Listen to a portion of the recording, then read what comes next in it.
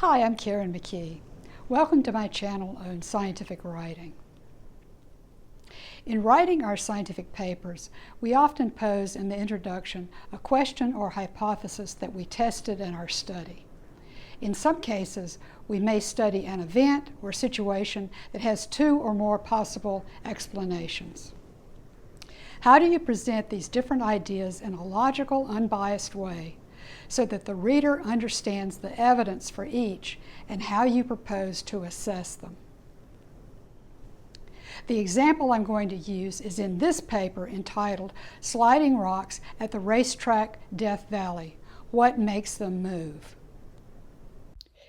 This is a study of an interesting phenomenon seen in a remote area in Death Valley National Park in California.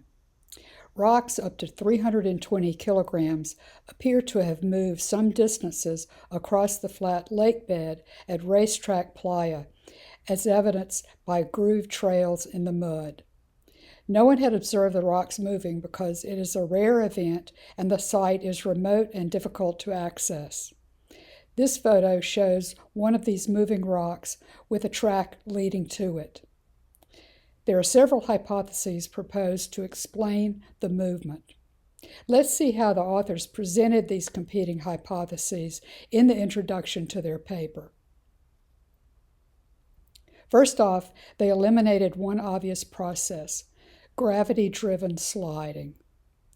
The playa is so nearly flat that a lake 5 centimeters deep on a calm day covers most of the surface. In a 500-meter leveling survey in the southeastern sector of the playa, where most sliding rocks are found, we found a maximum relief of 5 millimeters. In other words, the moving rocks didn't just roll down a hill. With gravity dismissed, they then turned to the main hypotheses explaining the rock movement. All investigators have concluded that the motive force is the wind after the playa has been wetted by rain. But consensus is lacking about the need for additional conditions, particularly ice sheets. The authors then detailed the evidence for and against ice being involved. Shelton, in 1953, moved a small rock about 30 centimeters using an airplane propeller to generate 45-mile-per-hour winds. However, he questioned whether heavier rocks could be moved by wind alone. In 1960, Sharp studied the force required to move granite on playa mud and concluded that even with lower friction, sliding still would require winds exceeding 110 miles per hour. The authors then introduced the idea of ice sheets being involved. Stanley, 1955, first proposed the need for ice sheets. He noted the strong pattern similarity in the detailed signatures of neighboring tracks, and with survey data concluded that rocks were moved within an ice sheet floating atop a shallow lake. Because track lengths were not equal, Stanley felt that the ice sheet, about 140 meters in greatest extent, had rotated and fragmented when it snagged on large immobile rocks. The authors then described a study that appeared to refute the idea that ice was necessary.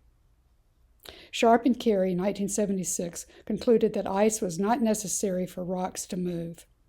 They placed 2 small test rocks within a circular cluster of steel reinforcing rods driven vertically into the playa about 60 centimeters apart. They later found that the smaller of the 2 rocks had escaped and concluded that a moving ice sheet could not have produced the observed result. As additional evidence, they noted that generally similar pairs of tracks did not maintain constant separation. Having set forth the ice, no ice viewpoints and evidence for them, the authors then explained the approach they would take to assess these hypotheses. They would make direct measurement of the forces needed for sliding on the water-softened playa surface, along with mapping of widely spaced tracks with similar signatures into a precise coordinate system with an electronic theodolite. They ended the introduction by stating their main questions in simple language. Can the wind blow hard enough to move racetrack rocks? And are there track patterns compatible with a mechanism involving wind alone? The authors managed to articulate the two explanations for the sailing stones without revealing to the reader any expectations as to which one they might favor. The impression given is that the authors had an open mind regarding the outcome of their study. This point is important in writing a paper that will be convincing to readers. Avoid using wording in the introduction that favors one hypothesis and discredits the opposing view. Of course, once you get to the discussion, you will state clearly which explanation your evidence supports or refutes, and why you think your interpretation is correct. In this example, the investigators found that ice sheets and wind were both likely needed to move the rocks at Racetrack Playa. In summary, when describing alternate hypotheses in the introduction, you want to present each side fairly and avoid the appearance of bias. This means describing all the relevant literature in support of or against each explanation.